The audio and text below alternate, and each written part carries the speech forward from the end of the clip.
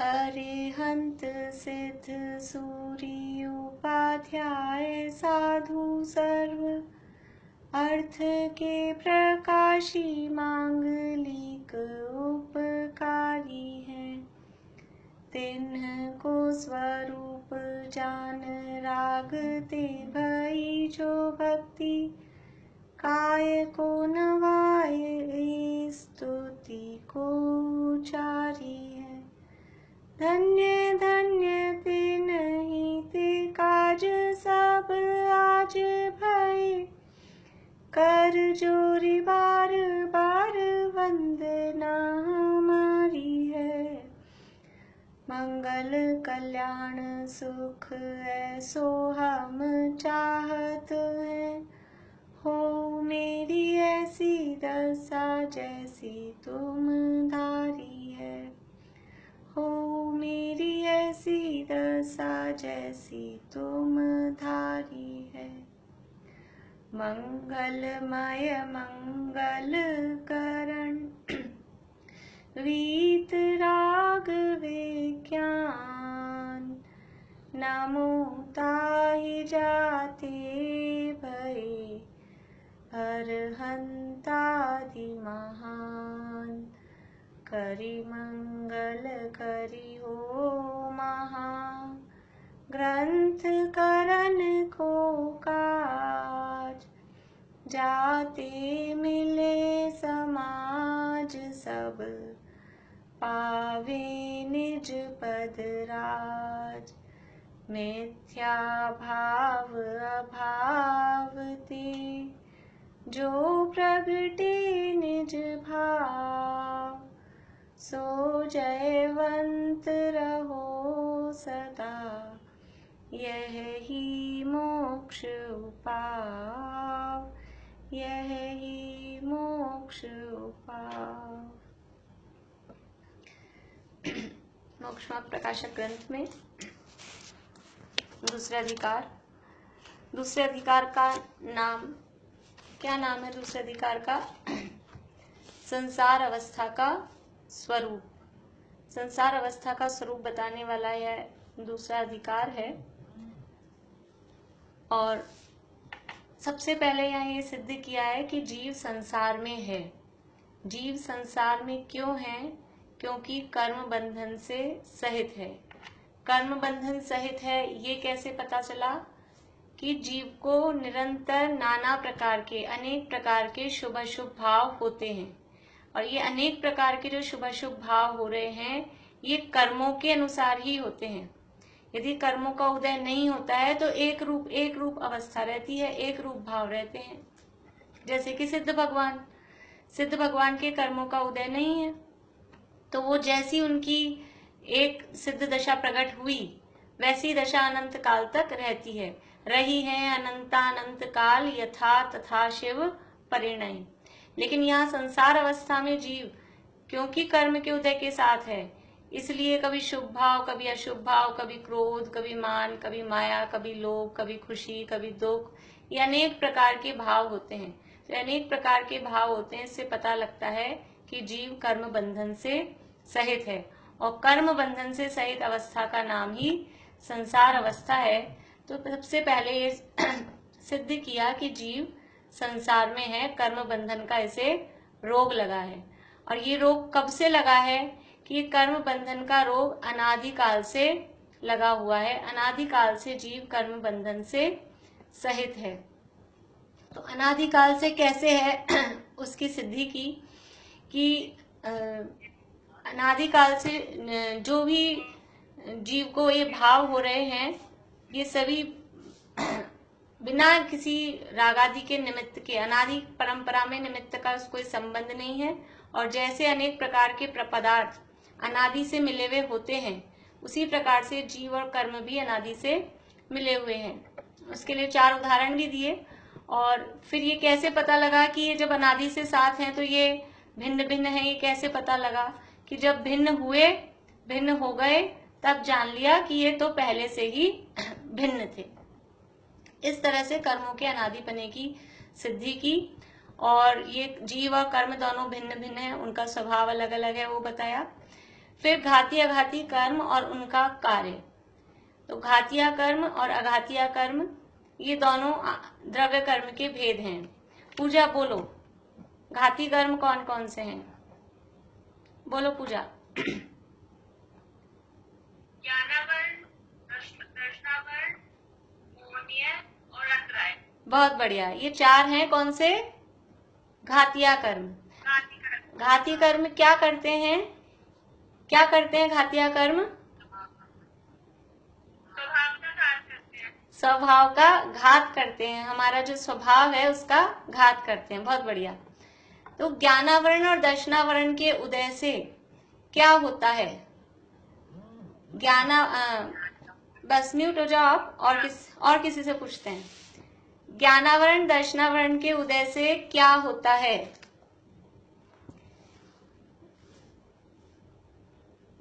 कौन बताएंगे?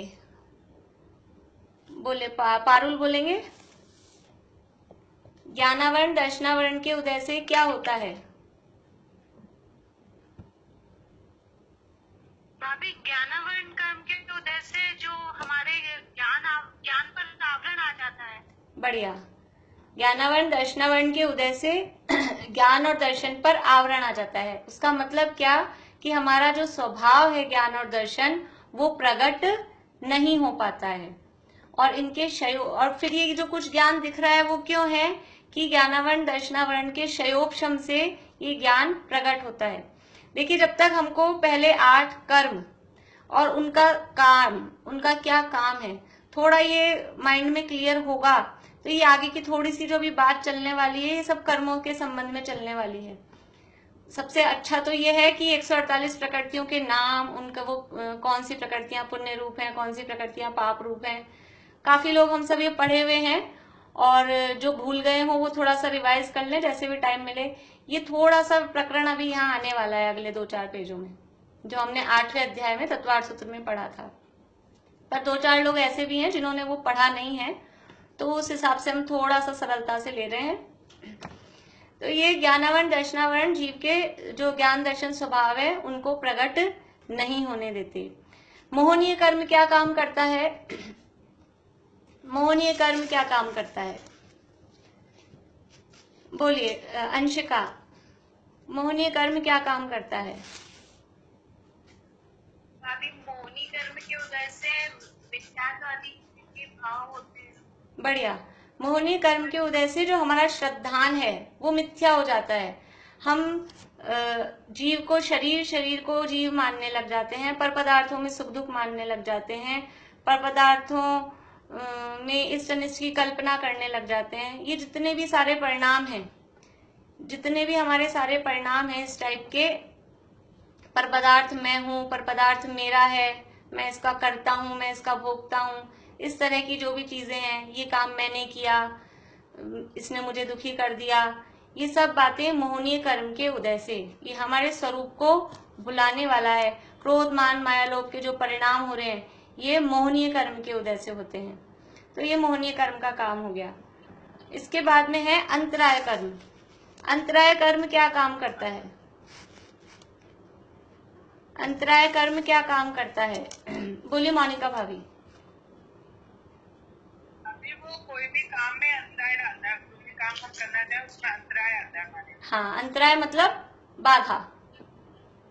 हाँ, तो जो भी हमारे काम है दान लाभ भोग उपभोग वीर्य के संबंध में, तो वो हमारे काम को में विघ्न डालता है, उसका नाम है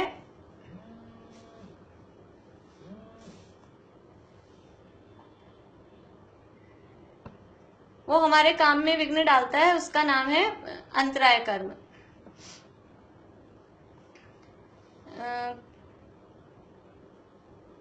सुशीला आंटी का बेला भाभी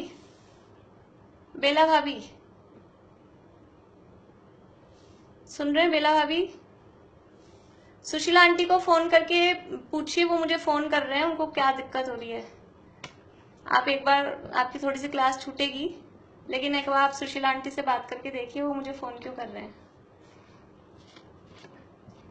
ठीक है, ये इतनी अपनी बात हुई। अब अपनी बात चल रही थी आगे कि नवीन बंध के संबंध में। अभी आघातीय कर्मों का भी है, अपन फिर उसको लेंगे बाद में कल। नवीन बंध विचार, नवीन कर्मों का बंध क्यों कैसे होता है, जो हमारे नए कर्म बंध रहे हैं वो किस कारण से बंध रहे हैं। अभी पीछे क्या सिद्ध किया था, पीछे सिद्ध किया था कर्म का बंधन अनादि से है, ये सिद्ध किया कर्म का बंधन अनादि से है। अब यहाँ बता रहे हैं कि अनादि से तो है, ठीक है, लेकिन अभी भी तो कर्म हमारे बंध रहे हैं। तो अब जो नए कर्म बंध रहे हैं वो कर्म कैसे बंध रहे हैं, किसके कारण से बंध रहे हैं, बात समझ में आ रही है। पीछे तो सिद्ध कर दिया कि जीव को अनादि काल से ही, जैसे जल दूध का है, तिल तेल का है, सोना किट्टी कालीमा का है, ये अनादि काल से उनका संबंध है। ऐसे अब ये अनादि काल से संबंध तो ठीक है, पर अब जो ये फिर कर्म बंधे जा रहे हैं, ये क्यों बंध रहे हैं, उसका कारण क्या है। तो कर्मों से जीव सहित है, ये 8 कर्म हैं। इन 8 कर्मों में से हमें छांटना है कि कौन सा कर्म ऐसा है जो हमें नया बंधन करा रहा है। हम इसमें से अभी बाद में पढ़ेंगे, हम पहले समझते हैं खुद ही, पहले हम अपनी भाषा में समझते हैं, फिर इसमें से पढ़ने में हमको जल्दी समझ में आ जाएगा। अभी हमने देखा ज्ञानावरण कर्म, ज्ञानावरण कर्म का क्या काम है, ज्ञान पर आवरण डाल देना, ज्ञान नहीं होने देना। तो वो ज्ञानावरण कर्म का उदय होता है तो ज्ञान प्रकट नहीं होता, ठीक है। तो ज्ञानावरण का उदय, देखिए अभी अपने पास में बोर्ड नहीं है, लेकिन आप एक साइड में लिखिए ज्ञानावरण का उदय, माइंड में ऐसे समझिए ज्ञानावरण का उदय। उस उदय का काम क्या है कि वो ज्ञान नहीं होने दे रहा है, यानी ज्ञान का अभाव है। जितना उस ज्ञानावरण का उदय है तो ज्ञान का अभाव है। अभी इधर लिखते हैं हम ज्ञानावरण का क्षयोपशम। उदय और क्षयोपशम समझ में आया होगा, 2-3 दिन से हम बात कर रहे हैं। उदय का मतलब है वो फल देने के लिए आ गया है, वो कहलाता है उदय। और क्षयोपशम का मतलब है कि कुछ दबा है, कुछ प्रकट है, कर्म की ऐसी स्थिति है जो कल कचरे, पानी में कचरा मिला हुआ है, इस तरह का उदाहरण दिया था। तो कुछ कचरा दबा हुआ है, कुछ कचरा ऊपर आ गया है, ऐसी स्थिति कहलाती है क्षयोपशम। तो ज्ञानावरण का क्षयोपशम है तो क्या होता है, ज्ञान कुछ प्रकट होता है। यहाँ हमने देखा था घाती अघाती कर्म, उसमें पंक्ति दी थी, उन कर्मों के क्षयोपशम के अनुसार किंचित ज्ञान दर्शन की व्यक्तता रहती है, ऐसा बताया था। तो उदय है तो ज्ञान बिल्कुल प्रकट नहीं है, और क्षयोपशम है तो वो ज्ञान कुछ प्रकट है। तो जब उदय है तो ज्ञान का अभाव ही है, कर्म का जब उदय है तो ज्ञान का अभाव ही है। और कर्म का जब क्षयोपशम है तो वो जो ज्ञान प्रकट है, वो ज्ञान प्रकट हुआ, वो जीव का स्वभाव है या कर्मों का है। वो जो ज्ञान कर्म के क्षयोपशम से जितना ज्ञान हमें प्रकट हुआ, समझ में आ रही बात, कर्म के क्षयोपशम से हमें ज्ञान प्रकट हुआ, तो वो जो ज्ञान प्रकट हुआ वो कर्म का है कि मेरा है। क्षयोपशम कर्म का हुआ है, लेकिन वो ज्ञान किसका है, वो ज्ञान तो मेरा ही है। कर्म का उदय आया था तो मेरा ज्ञान प्रकट नहीं हुआ था, कर्म का क्षयोपशम है तो मेरा ज्ञान प्रकट है। वो ज्ञान है किसका, वो मेरा ही है, मेरे ही स्वभाव का अंश है। अब यहाँ हमको एक अपराधी की खोज करनी है। इन 8 कर्मों में से हमें नया कर्म बंद करने वाला अपराधी कौन सा कर्म है। तो अगर हम देखें कि ज्ञानावरण कर्म है जो हमें नया बंद कराता है, तो ज्ञानावरण के उदय से तो ज्ञान ही प्रकट नहीं है, और जो ज्ञानावरण के क्षयोपशम से जो ज्ञान प्रकट है वो हमारे स्वभाव का अंश है। तो जो प्रकट नहीं है वो बंद कैसे करा सकता है, वो जो है ही नहीं, जिसका एग्जिस्टेंस ही नहीं है, वो बंद कैसे करा सकता है। और जो प्रकट है वो स्वभाव का अंश है। अब यदि स्वभाव ही बंधन कराएगा तो बंधन से मुक्ति कौन दिलाएगा। अगर अपना ही स्वभाव बंधन कराएगा तो बंधन से मुक्ति कौन दिलाएगा। इसलिए ज्ञानावरण कर्म जो है वो नवीन बंध का कारण नहीं है, ऐसा सिद्ध होता है। ज्ञानावरण का जो अभाव है, समझ में आ रही बात, ज्ञानावरण नहीं सॉरी ज्ञान का जो अभाव है, ज्ञानावरण का उदय, ज्ञानावरण के उदय से ज्ञान का अभाव है। तो जो खुद अभाव स्वरूप है वो नया बंध कैसे कराएगा, जो ज्ञान हमें प्रकट है ही नहीं। ज्ञानावरण का उदय आया, ज्ञान प्रकट ही नहीं है, तो वो प्रकट नहीं है तो वो नया बंध कैसे कराएगा।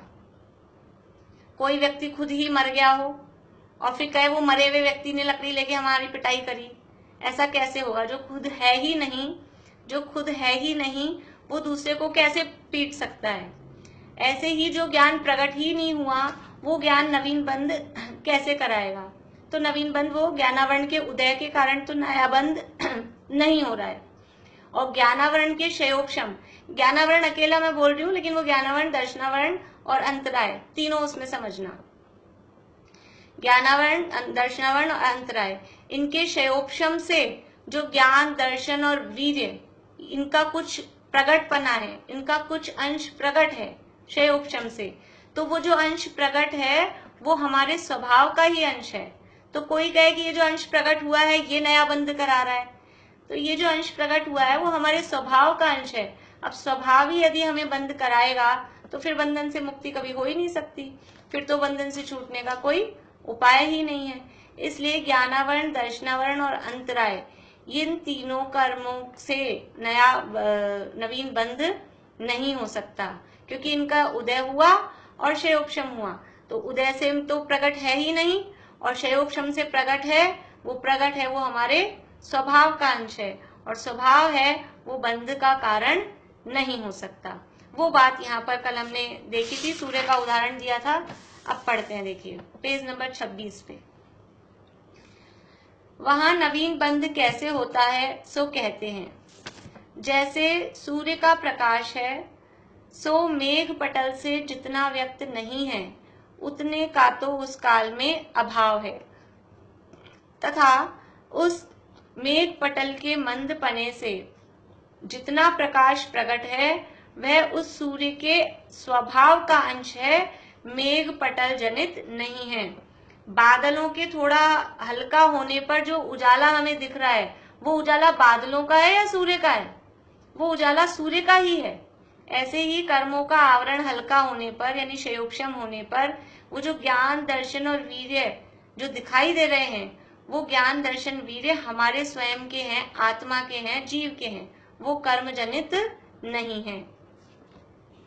उसी प्रकार जीव का ज्ञान, दर्शन, वीर्य स्वभाव है, वह ज्ञानावरण, दर्शनावरण, अंतराय के निमित्त से जितना व्यक्त नहीं है उतने का तो उस काल में अभाव है, तथा उन कर्मों के क्षयोपशम से जितने ज्ञान, दर्शन, वीर्य प्रकट हैं वह उस जीव के स्वभाव का अंश ही है, कर्म जनित औपाधिक भाव नहीं है। कर्म जनित औपाधिक भाव, ये जो हमें अभी जो ज्ञान प्रकट दिखाई दे रहा है, भले ही हम कर्म के क्षयोपशम से हुआ कह रहे हैं, लेकिन वास्तव में ये हमारे स्वभाव का ही अंश है। कर्म की कृपा से मुझ में ज्ञान नहीं हुआ है, ये तो हम अपने स्वरूप को भूले हुए हैं, इसलिए अभी ज्ञान हमारा फुल फ्लैश जो होना चाहिए केवल ज्ञान रूप वैसा नहीं हो रहा है। लेकिन वास्तव में जो भले ही कुज्ञान हो चाहे सुज्ञान हो, ये है हमारे स्वभाव का ही अंश। द्रव्य संग्रह में गाथा है, अट्ठ चतुनाण दंसण सामन्नम जीव लक्षणम भणियम।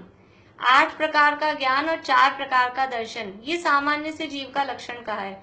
वहां जीव का लक्षण बताते हुए ये नहीं कहा कि केवल ज्ञान जीव का लक्षण है या सुमति ज्ञान, सुश्रुत ज्ञान वो जीव का लक्षण है। 8 प्रकार के ज्ञानों में 5 तो सम्यक ज्ञान और 3 कुज्ञान, कुमति, कुश्रुत, कुअवधि और मति, श्रुत, अवधि, मन पर है। ये 8 ही सामान्य रूप से 8 में से कोई सा भी हो वो जीव का लक्षण कहा, यानी कि वो स्वभाव का अंश है, भले ही वो कु है। कुमति ज्ञान को कु क्यों कहा? ज्ञान में मिथ्यापना किसकी तरफ से आता है? बोलिए सुनीता आंटी, ज्ञान में मिथ्यापना किसकी तरफ से आता है?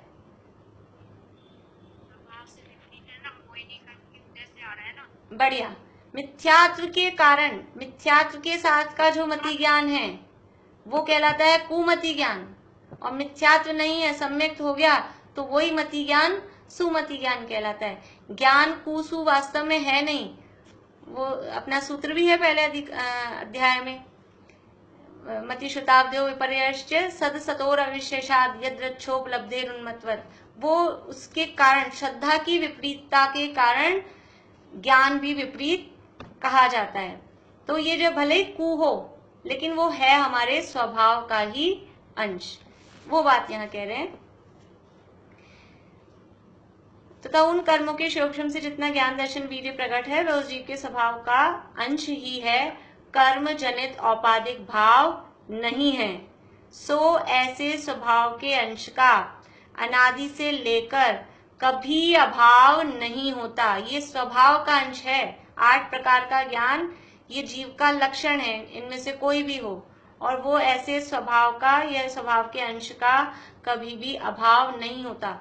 कितना ही कर्म का उदय प्रबल हो जाए, लेकिन वो जो ज्ञान की किरण है, वो ज्ञान की किरण भले अक्षर के अनंतवें भाग जितनी भी मंद हो जाए, लेकिन वो अक्षर के अनंतवें भाग से नीचा, उससे कम ज्ञान कोई कर्म नहीं कर सकता, भले ही कितना उनका उदय आ जाए। ऐसा नहीं हो सकता कि वो जीव को पूरा का पूरा जीव से जड़ अचेतन कर दे।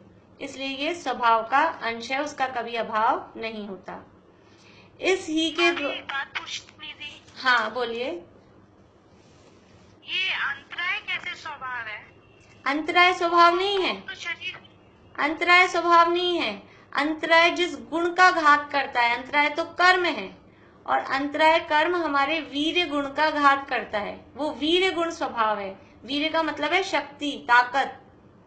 ये जानने देखने के लिए शक्ति चाहिए, तो वो जो शक्ति है, अनंत सुख को भोगने के लिए शक्ति चाहिए, वो शक्ति है वीर्य गुण। तो अंतराय तो कर्म है, और उसका जो जिस गुण को वो घातता है वो गुण है वीर्य नाम का गुण। बढ़िया। आप लोगों को कुछ ऐसे समझ में नहीं आ रहा हो ना, तो ऐसे बिल्कुल बीच में पूछ लीजिए, वरना सारा पता लगेगा पूरा बात हो गई और वो असली चीज ही गड़बड़ हो गई।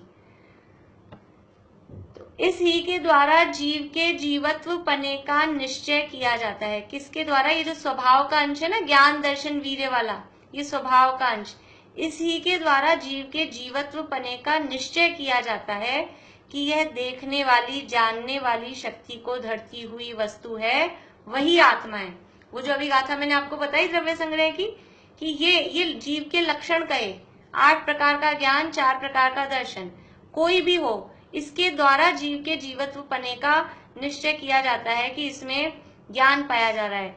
और समझ लीजिए कि कैसा भी हो, चींटी हो, अभी मान लीजिए कोई मच्छर है और वो घायल हो गया है, तो हम कैसे समझ पाते हैं, हम कैसे निर्णय करते हैं कि अब ये जिंदा है, जीवित है, अब इसमें जीव है या नहीं है?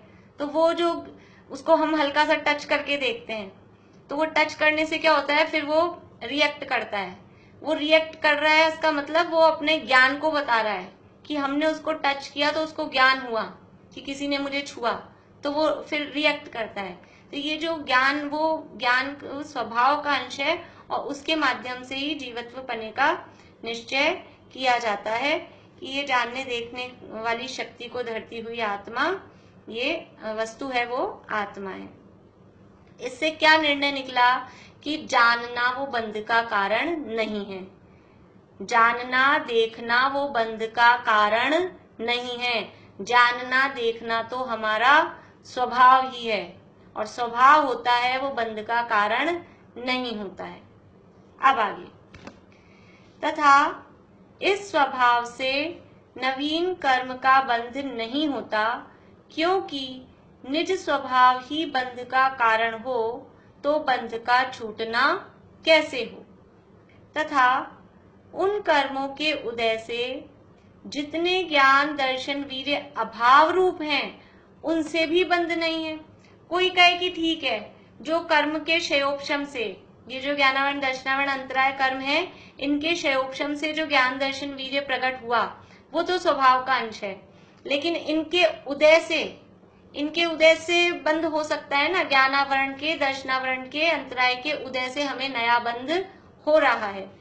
तो कह रहे हैं कि उनके उदय से जितने ज्ञान दर्शन वीर्य अभाव रूप हैं, तो जो अभाव रूप है उससे भी बंध नहीं होता, क्योंकि स्वयं ही का अभाव होने पर अन्य को कारण कैसे हो। खुद ही नहीं हो, खुद ही नहीं हो। अपन समझ लीजिए अपने मोबाइल में ग्रुप बने रहते हैं, अब जिस ग्रुप में हम खुद ही नहीं है, तो दूसरे को ऐड कैसे करवाएंगे? खुद ही रहा है नहीं, खुद ही अभाव रूप है, तो दूसरे को कारण कैसे हो। जो कर्म के उदय के कारण जो ज्ञान खुद प्रकट है ही नहीं, तो वो नए बंध का, नए कर्म को बुलाने का कारण कैसे हो सकता है? नहीं हो सकता है। इसलिए ज्ञानावरण दर्शनावरण अंतराय के निमित्त से उत्पन्न भाव नवीन कर्म बंध के कारण नहीं है।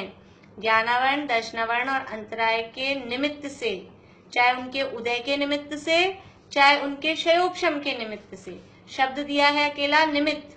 निमित्त में उदय का भी निमित्त हो सकता है, क्षयोपशम का भी निमित्त हो सकता है। तो चाहे उनके उदय का निमित्त हो, चाहे क्षयोपशम का निमित्त हो, उनसे उत्पन्न भाव नए कर्म बंध के कारण नहीं है। ये 3 कर्म तो निकल गए घातिया कर्म में। हाँ बोलिए मोनिका भाभी। ये आपने बोला कि देखना और जो जानना है वो बंध का कारण नहीं है, पर जो हम देखते हैं और उससे जो हम राग द्वेष कर रहे हैं वो बंध का कारण हाँ नहीं होगा। हाँ, तो वो देखना जानना बंध का कारण नहीं है। आपने खुद ने तो कहा उससे राग द्वेष करते हैं। अभी यहाँ नीचे आने वाला है बंध का कारण कौन है। देखा जाना कोई बात नहीं है, आप देखो जानो, लेकिन वो जो राग द्वेष कर रहे हैं ना, बंध के असली कारण वही है, वो राग द्वेष करना। देखना जानने की, देखते जानते अनंत भगवान भी हैं, सिद्ध भगवान भी हैं, लेकिन उनको बंध नहीं होता क्योंकि उनके राग द्वेष नहीं है। अभी आगे ये सिद्ध करने वाले हैं कि बंध का कारण कौन है। अभी एक बात और पूछनी है। हाँ, जैसे हमें किसी चीज का ज्ञान ही नहीं है और उस अनजाने में हम कोई गलती करते हैं तो उससे तो कर्म बनते हैं। हाँ, उससे भी कर्म बनते हैं। क्यों? हाँ, क्योंकि देखिए अज्ञान कोई माफी नहीं होती। अभी समझ लीजिए, अभी जो परिस्थितियां चल रही है, अभी समझ लीजिए कि हम जहाँ रह रहे हैं, मान लीजिए आप जहाँ रह रहे हैं वो बहुत ज्यादा हॉट स्पॉट है, कोरोना वहाँ बहुत ज्यादा फैला हुआ है और बिल्कुल बहुत स्ट्रिक्टली लॉकडाउन है, घर से बाहर निकलना मना है। बहुत सारे इंस्ट्रक्शंस हैं कि आप कहीं आपने थूक दिया तो आपको फाइन लग जाएगा, जेल हो जाएगी। बेकार में तो घूमते हुए मिले तो आपको जेल हो जाएगी, पकड़ के ले जाएंगे। तो अब कोई व्यक्ति कहे कि मैं तो बिल्कुल बहुत दिनों से समझ लो बीमार था और ना न्यूज सुनी, ना पेपर पढ़ा, ना कुछ भी नहीं, और मेरे को कुछ पता नहीं है, वो सड़क पे घूमता हुआ मिले, कुछ भी गंदगी फैलाता हुआ मिले, तो क्या होगा? क्या होगा? पुलिस पकड़ेगी। वो कहे मुझे तो पता ही नहीं था। तो अज्ञानता माफी के काबिल नहीं है। आपको क्यों नहीं पता था? भारत के नागरिक नहीं हो, आपको विश्व की स्थिति पता नहीं है? कोई कहे सड़क पे गाड़ी लेके निकल जाए, रेड लाइट पे निकल जाए, और वो कहे मुझे पता ही नहीं था कि रेड लाइट पे रुकना होता है, तो क्या होगा उसके साथ? कि ये अज्ञानता माफी के लायक नहीं है। आपको ट्रैफिक के नियम पता होने चाहिए। इसीलिए हमें पता नहीं है कि किससे कर्म बंध रहा है, किससे नहीं बंध रहा है। तो कर्मों को ये कुछ पता नहीं चलता। कर्म तो जड़ हैं, उनको ये पता नहीं चलता कि ये व्यक्ति को पता है तो इसके तो बंधूं, और इसको बेचारे को पता नहीं है तो इसके नहीं बंधूं। ऐसा नहीं होता। वो तो आपकी जहाँ जो गलती है उसके आधार पे कर्मों का बंधन होता रहता है। उसमें ये बात जरूर है कि जानबूझ के कोई काम करने में और अनजाने काम करने में वो कर्मों की बंधने की जो आश्रम की जो समझ लीजिए अनुभाग, स्थिति अनुभाग है, उनमें फर्क पड़ सकता है, मतलब थोड़ा, लेकिन कर्म तो बंधते ही हैं, चाहे जानकर किया जाए कोई काम, चाहे अनजाने में किया जाए। चलिए, तो ये तो क्षयोपशम में कर्म बंध गए हमारे। ज्ञान का जो क्षयोपशम है हमारा, उसमें कर्म बंध गए। क्षयोपशम में कर्म नहीं बंधे। क्षयोपशम से तो हमारे को ज्ञान प्रकट हुआ है। अभी कर्म किससे बनते हैं वो तो आगे बताने वाले हैं। यही तो यहाँ सिद्ध कर रहे हैं कि क्षयोपशम से कर्म नहीं बंधे और उदय से भी कर्म नहीं बंधे। ज्ञानावरण दर्शनावरण अंतराय का उदय आ गया, आपको ज्ञान प्रकट नहीं है तो उससे भी कर्म नहीं बंधे। और ज्ञानावरण दर्शनावरण अंतराय का क्षयोपशम है, आपको कुछ ज्ञान प्रकट हो गया है, उससे भी कर्म नहीं बंध रहे।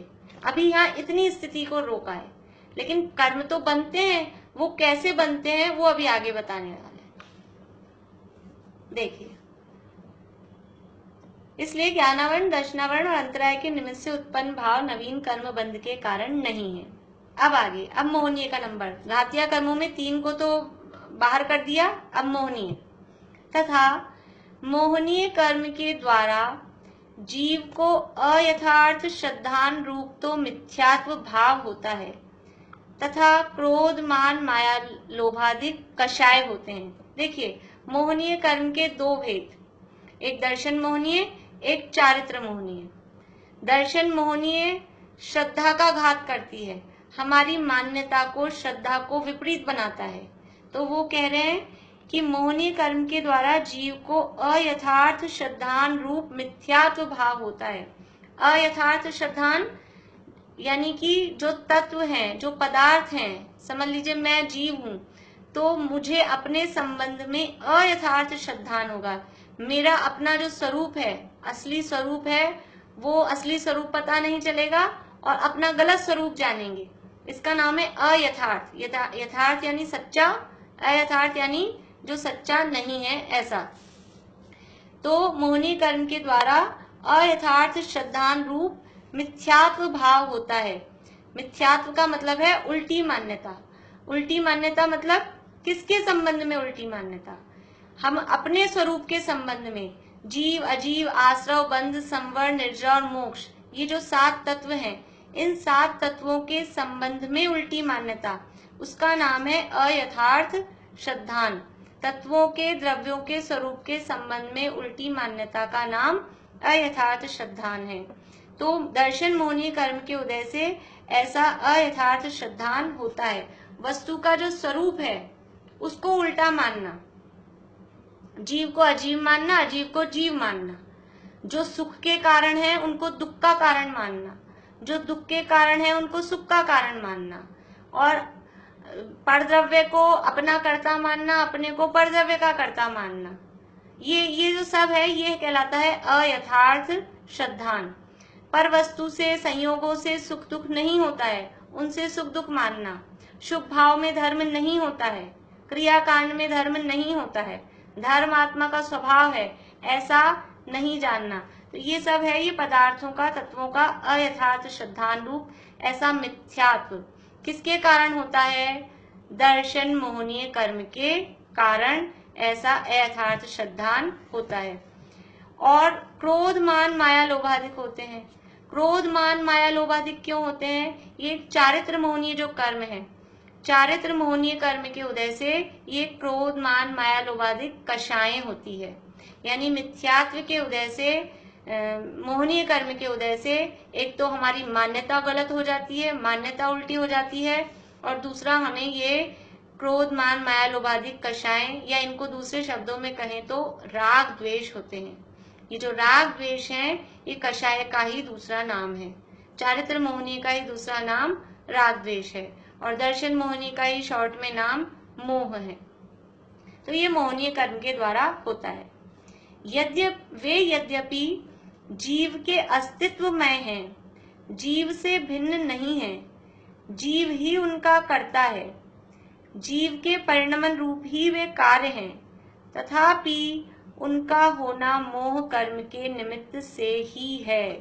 ये जो भाव हो रहे ना हमें, जो मोह के भाव, राग द्वेष, क्रोध, मान, माया, लोभ, ये जितने भी हमको भाव हो रहे हैं, ये भाव जीव के अस्तित्व में, मतलब जीव के खुद के अपने, ये जो भाव मुझे राग द्वेष हो रहा है, ये राग द्वेष मेरे रूप, मतलब जीव स्वयं रागी द्वेषी हो रहा है, जीव के अस्तित्व में है, जीव से भिन्न नहीं है। कहीं राग द्वेष किसी पुद्गल में, टेबल में, कुर्सी में, घड़ी में, पंखे में, कभी हमको राग द्वेष होते हुए नहीं दिखाई देते। राग द्वेष जो होते दिखाई दे रहे हैं वो कहाँ होते दिखाई देते हैं? जीव में ही होते हुए दिखाई देते हैं। कभी भी किसी अजीव में, अचेतन जड़ पुद्गल में राग द्वेष नहीं होते। कभी किसी समझ लीजिए किसी कपड़े को, ड्रेस को ऐसा लगता है ये कैसी काली कलवटी लड़की ने मुझे पहन लिया, ये गोरी वाली मुझे खरीद ले तो अच्छा है। उसको ऐसा कोई, जो अचेतन जड़ पदार्थ हैं उनको ऐसा विकल्प नहीं आता।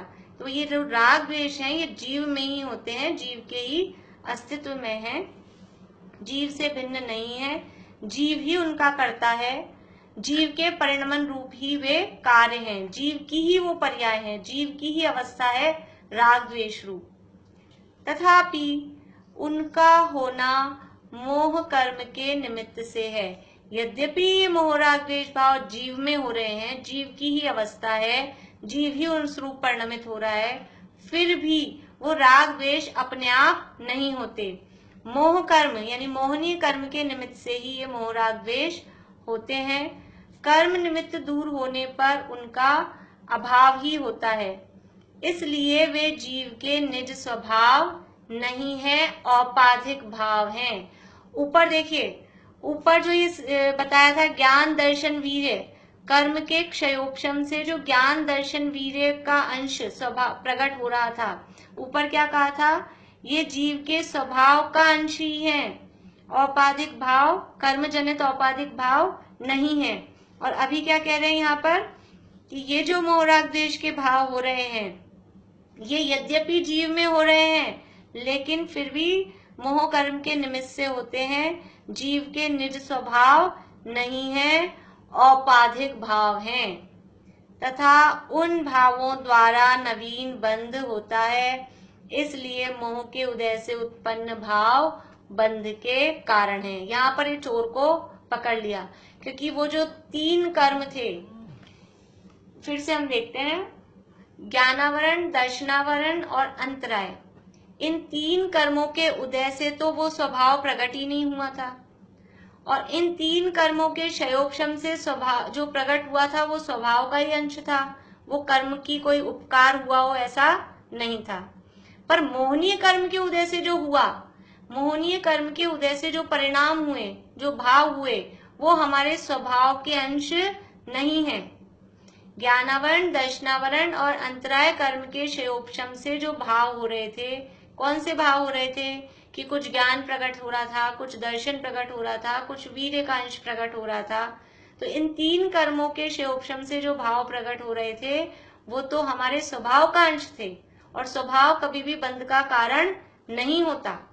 लेकिन मोहनीय कर्म के उदय से जो भाव हुए, वो हमारे स्वभाव रूप भाव नहीं है, राग द्वेष जीव का स्वभाव नहीं है। तो ये मोहनीय कर्म के उदय से जो मोह राग द्वेष के परिणाम हुए, वो स्वभाव का अंश नहीं है, वो कर्म जनित औपाधिक भाव है, वो कर्म के उदय के कारण ऐसे भाव हुए हैं। यानी वो बाहरी, वो कोई समझ लीजिए बाहर वाला व्यक्ति हमारे घर में आ गया है, चार बच्चे थे समझ लीजिए, अब 4 बच्चों में से एक कोई अपराधी है, उसको पकड़ना है, जो हमारे घर में चोरों का प्रवेश करा रहा है।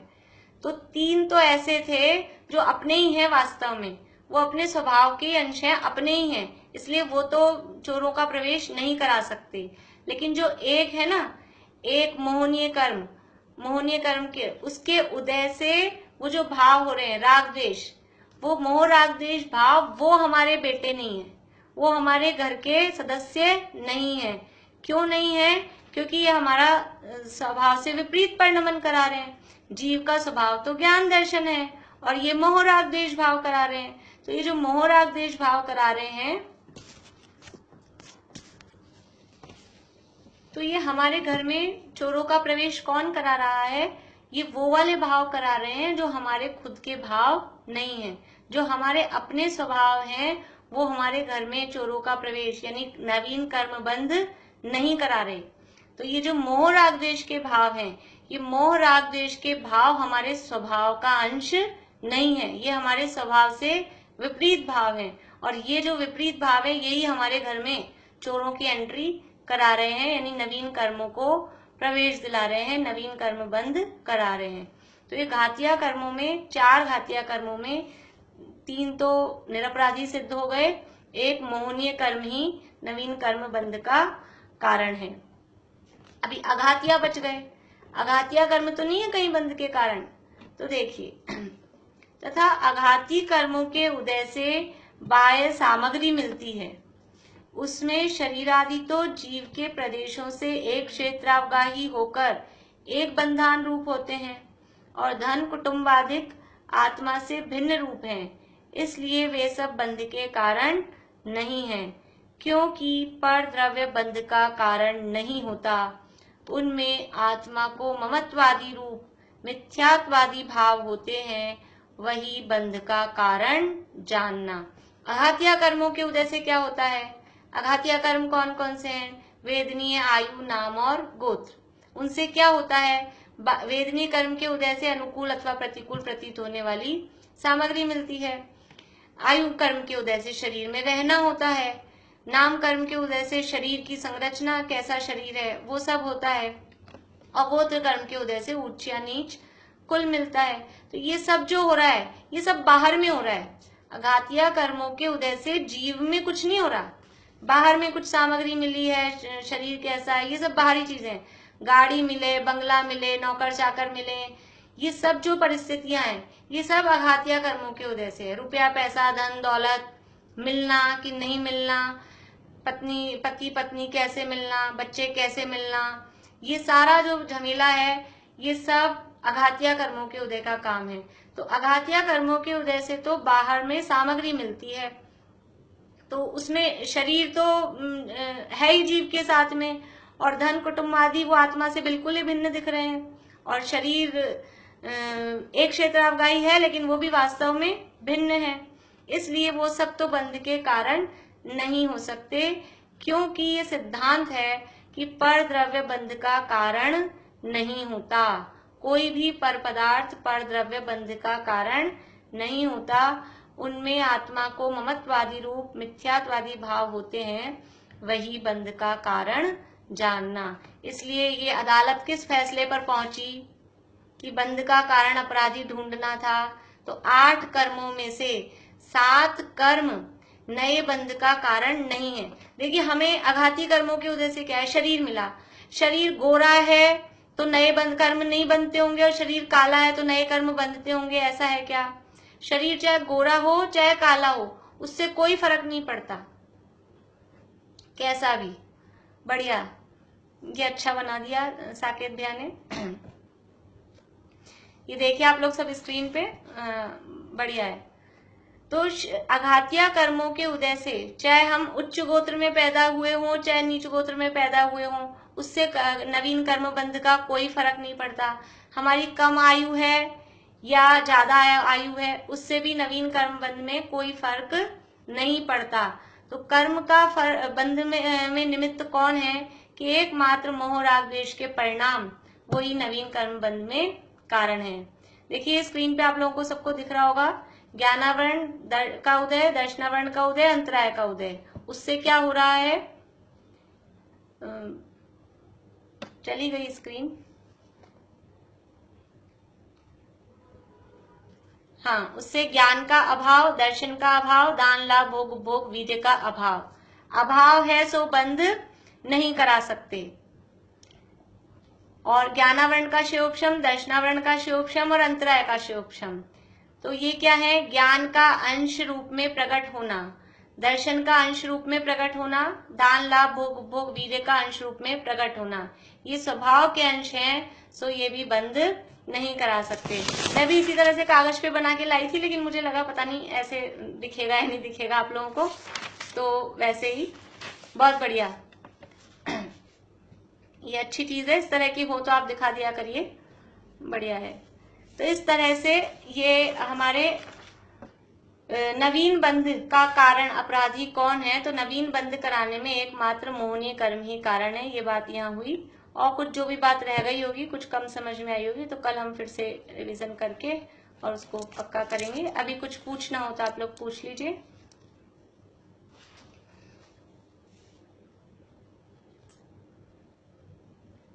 चलिए, तो जिनवाणी, औपाधिक का मीनिंग क्या होता है? औपाधिक का मतलब है कर्म की उपाधि से, यानी कर्म के निमित्त से, वो कहलाते हैं औपाधिक। कर्म का जिसमें भी उदय उपशम क्षय या क्षय उपशम की अगर अपेक्षा लगी हुई है, वो कहलाते हैं औपाधिक भाव। तो कर्म के क्षयोपशम से यद्यपि ज्ञान दर्शन वीर्य यहाँ प्रकट होते हुए दिखाई दे रहे हैं, लेकिन वो कर्म की कृपा से नहीं प्रकट हुए हैं, वो हमारा स्वभाव था इसलिए प्रकट हुए हैं, इसलिए कह रहे हैं वो तो औपाधिक नहीं है। पर मोह राग द्वेष भाव है वो औपाधिक भाव है, कर्म के उदय से हुए हुए भाव हैं।